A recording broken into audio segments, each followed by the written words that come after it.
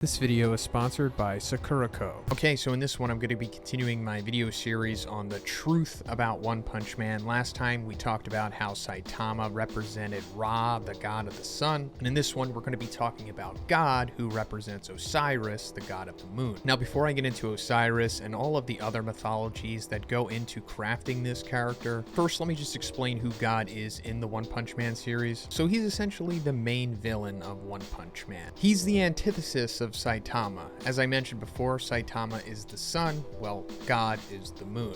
Light versus dark. And we first see God in Homeless Emperor's flashback exposition explaining to Zombie Man how he received his powers. Homeless Emperor was basically going to off himself because of what humanity has done to the earth. I mean, there's other variables, but that was the main thing. And God appeared in front of him in an ethereal circulatory system type form and said, hey, you're not wrong about humans being foolish, but you need not die. And then he gave him his energy manipulation abilities that we see him use many times throughout the series, and basically sent him on a quest to, I guess, take out humanity, or at least as much as he could. Later on, we see God in a different form. After Saitama, Monako, and Flashy Flash come in contact with the mysterious black cube. This allows them to see through a wormhole almost, and we see God in a fetal position, but this time he's in a musculature form, almost like a human without skin. And more recently in the manga, we see him yet again. This is after Zombie Man was able to overcome Homeless Emperor and starts questioning him about God. Before Homeless Emperor can say anything about him to Zombie Man, he appears in front of Homeless Emperor. This form that we see of God is kind of in between the circulatory system and the musculature. And this plays more into the triple deity aspect that I talked about in my One Punch Man being Hellraiser video. That's where all of this stuff started, by the way, so check that video out in case you want even more backstory on this stuff. The triple deity also goes into one of the many aspects going into God, like I mentioned. He's not just based off of Osiris, but he's also based off of Ashra, Indra, and the Devas from Buddhist and Hinduism. The Ashra stuff is more so the triple deity thing because they are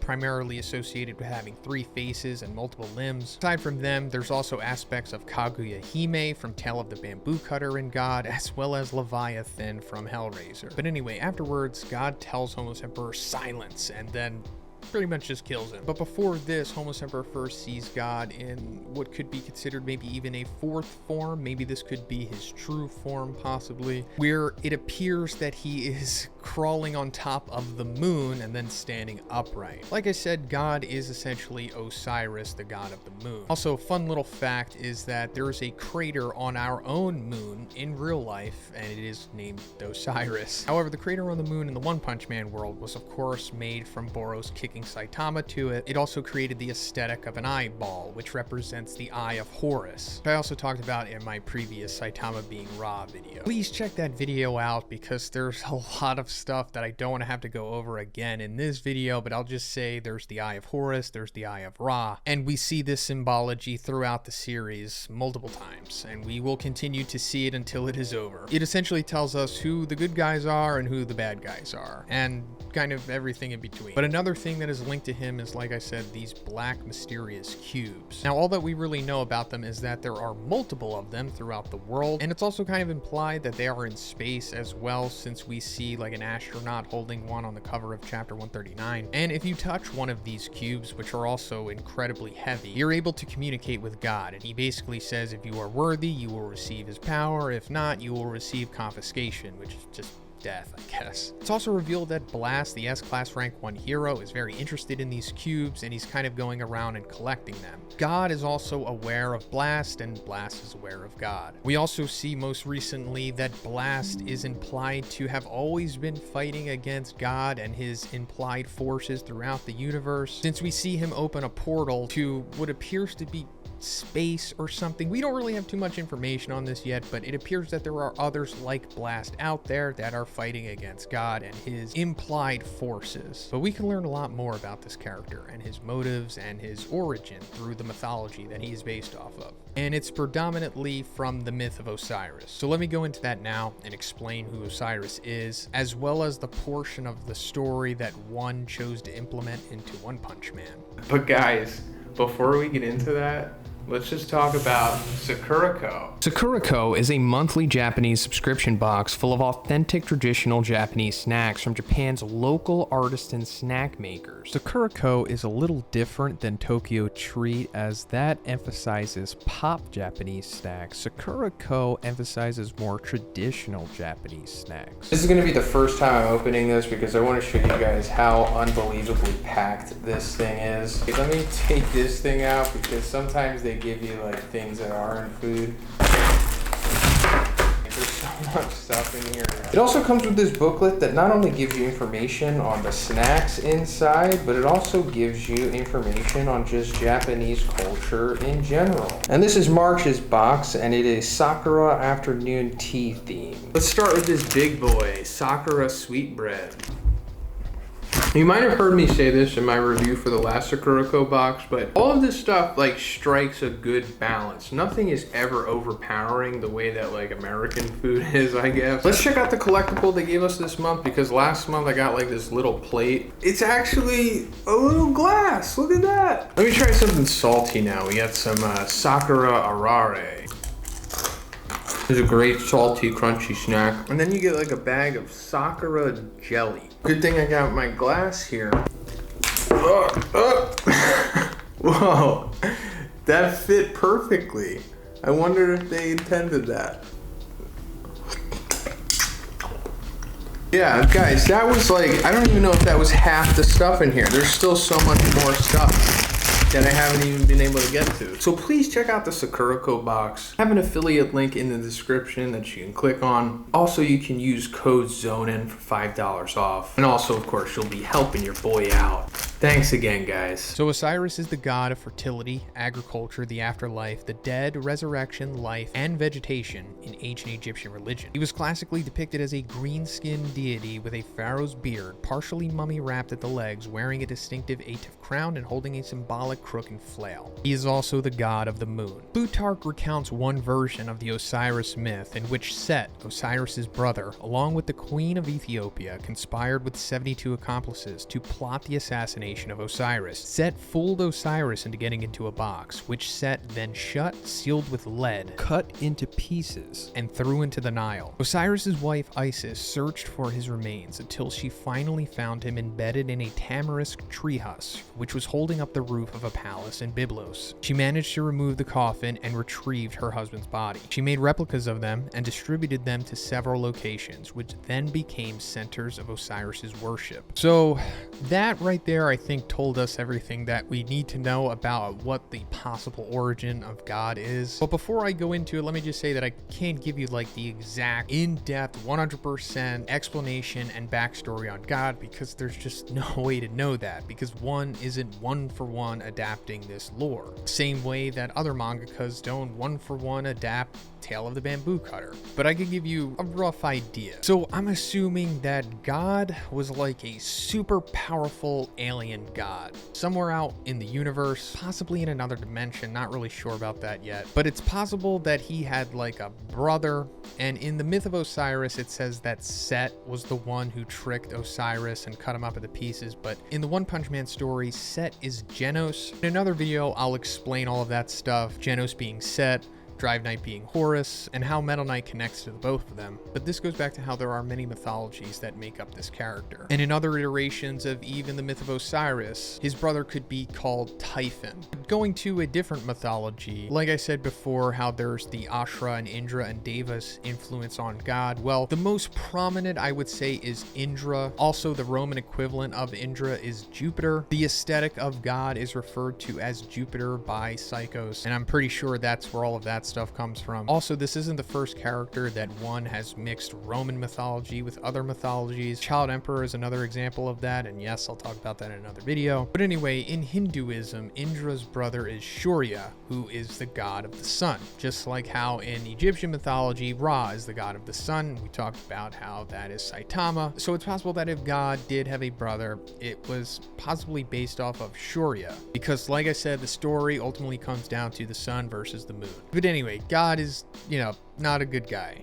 and I guess he always was that way, and his other near-omnipotent brother or near-omnipotent peers, because, you know, as it says in Plutarch's version of the myth, there was 72 accomplices. So there could have been like a council of super powerful aliens out there that all conspired to take down God. And however it went down, they tricked him to get inside of this like hyper cube. And I'm pretty sure that's why we see him in like the fetal position when Saitama, Flash, and Monako are viewing him after touching the cube. That is like where God literally is right now. He's trapped inside of the original Tesseract or hyper cube or whatever they put him inside of. And then, you know, I'm sure you know where this is going, they cut the cube up into many pieces and threw it out into space. We actually see symbology for this in chapter 76, because after Sonic is given the monster cell to eat by Hellfire and Gale, he decides to cut it up and cook it first. We see the pieces going into the pan and ignited by the fire. This is representing the sun, of course, defeating the moon. Then once it is plated, we see the pieces chopped up as God was. We also see the moon symbology in the back, along with vegetation and water. And while we're on symbology, let me just go back to the volume 23 table of contents, which I've talked about many times, but just in case you're unaware, if you look down below the Monster Association, we do see the cube placed on an ark with other Egyptian symbology present, along, of course, with the Eye of Horus. This is also a callback to the myth, as pieces of Osiris were put into gold boxes like this for display. But these cubes basically went out to life-bearing planets, or planets with intelligent life. And one of them, of course, was Earth. And when it landed in Earth, I'm assuming it fell into a tree, as it says in Plutarch's version of the myth. But this also ties into myth of the bamboo cutter, because like I said, there is part of Kaguya Hime in God as well, because at least in the version of the book that I have, it says that it's the ancestor of all romances. So I guess Japanese authors and mangakas and whoever just think it's like a cool thing to implement it. I guess it's just a part of their culture or something. But in that story, Kaguya Hime comes down from the moon as like a thumb-sized glowing baby, and she winds up embedded inside of this glowing bamboo plant, and this dude finds her, and that's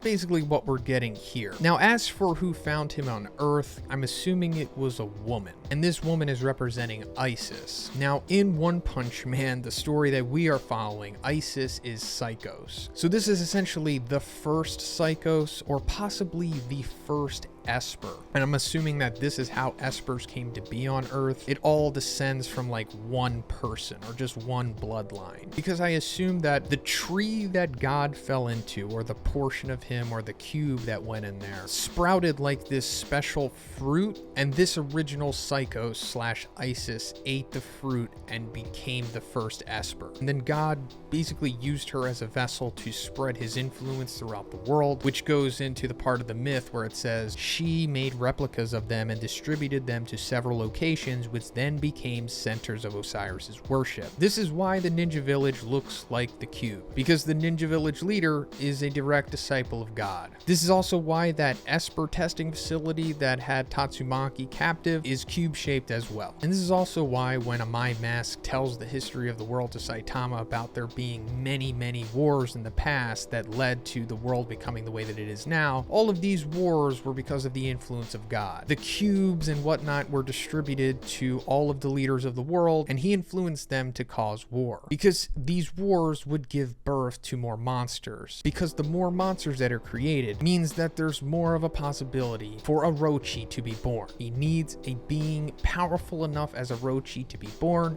so that he can be placed on the altar, so that he can be released from the original Tesseract type prison that he was put in, and he will be reborn on Earth. And at that point, I'm assuming he'll get his skin back as well, which is probably green. Could be wrong about that, but you know, Osiris is depicted as being green. We actually already kind of see hints of it in that colored spread that one in Murata gave us. So now that I got that out of the way, let me just show you how the series shows us that this is a pretty good possibility. So in chapter 130, after Sairochi explains her ultimate goal to Tatsumaki, which is essentially God's ultimate goal, he's kind of speaking through her in this sequence, but I'll go back to that. Tatsumaki says, using immense strength to devour everybody until you're alone in the universe just sounds moronic. And Sairochi, who remember is kind of God speaking through her in a way right now, says, you are the moron. This is the end point towards which all intelligent life has been headed since the beginning. And right here, we see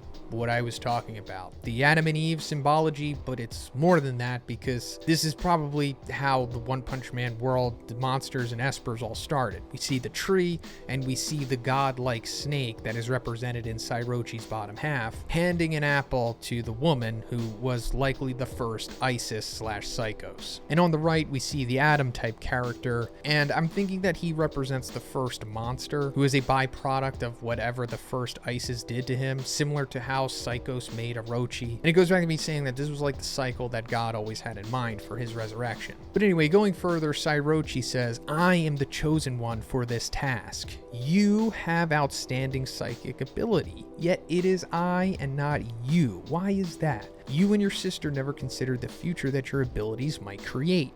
Instead, you became ridiculous heroes and ignored my warning. Consider it divine punishment." So that right there, I think, is going back to why espers were made in the first place. God giving these humans certain abilities so that he can communicate with them or use them as conduits to do his bidding, which is ultimately creating a being strong enough to resurrect him to the earth. So like I said, in a way, all of the espers kind of come from like the same bloodline, possibly, meaning that it's likely that in some way or another, Blast, Tatsumaki, Fubuki, Psychos, and whoever else is an esper are kind of related. I mean, it's more so apparent between Blast, Tatsumaki, and Fubuki, but I'll talk about that in another video. Now, why I say it was a fruit, well, because, we see the god snake handing the apple, kind of like how the serpent did, but it goes back to the whole tree of life thing, which we also see Naruto use with Kaguya-hime's tree producing the fruit that led to the birth of chakra. Pretty sure the same thing is going on here, because we also might actually see what the literal fruit looks like, because in the mural that depicts the whole thing about place a worthy sacrifice on this altar, God shall be resurrected to this earth, we see humans giving all of the offerings that have the mark of Horus on them, but there's one individual thing that stands out from them that doesn't have the mark, and it's this interesting looking fruit right here. And if you'll look at what's sprouting out of the god snake portion of Sairochi, it's kind of like the same thing, and I think that's a symbology for the original fruit that was bared from God's arrival on Earth. So now that we got that out of the way, I guess we can go into what God's ultimate goal is after he is resurrected to the Earth, and I'm pretty sure it's explained to us in chapter 130 as well. This goes back to what I talked about in my previous video with Saitama being robbed, about how one literally tells us the truth about the series but kind of disguises it as normal dialogue. We saw it back in chapter 86 with the whole limiter stuff. Well, I'm pretty sure we're seeing it again here, because once Psychos is explaining how she received her new powers in Tatsumaki after forcefully merging with Orochi, she says it resembled brain cells, visualizations of outer space, and the surface of Jupiter. It goes back to what I was saying with the whole Indra thing, Jupiter being the Roman god that is associated with Indra. I don't really think it goes any deeper than that, to be honest, but maybe it does. It was something like God, and as time stopped, its gaze fell upon me. In that moment, I awakened to destiny. I would use this power to absorb all living creatures through these roots and fuse their spirits into a single entity. I will become the ultimate life form, the very planet itself. So, yeah.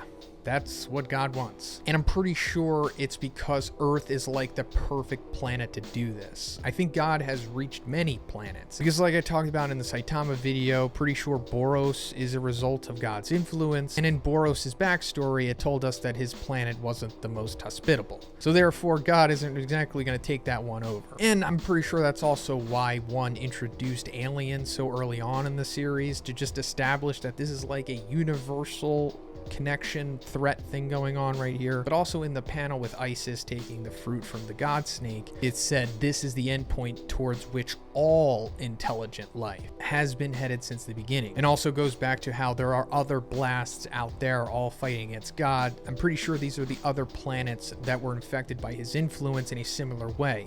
Him trying to get like an Orochi type being to resurrect himself so that he could use the planet and all of the beings itself to become all powerful and maybe take revenge on Shurya or Typhon or the other conspirators who took him down. The original Saitama, I guess you could say. And no, that doesn't mean that Saitama is like the reincarnation of Indra the way that it works in Naruto. Like I said before, Saitama is just a regular guy who worked from nothing and became the one above all. And I think the Shurya or the Typhon or whoever the brother of God was might be the first person who removed his limiter or just showed that removing your limiter and working towards that is the proper way to power the light side and God went into the dark side with all of his powers, and that's why the exposition that we get on monsters about how it's an explosion of negativity born from like inferiority complexes and stuff like that, that comes from God. That's who he was. As we're with Saitama, his was obviously born on the opposite end of the spectrum. And I think once God saw that Shurya or Typhon used that type of power to become all powerful and overcame him, you know, stuffed him in that box and cut him up, threw him out into space, he made sure that all other intelligent life wouldn't be able to remove their limiter. That's why he put his system into play and made sure that all beings would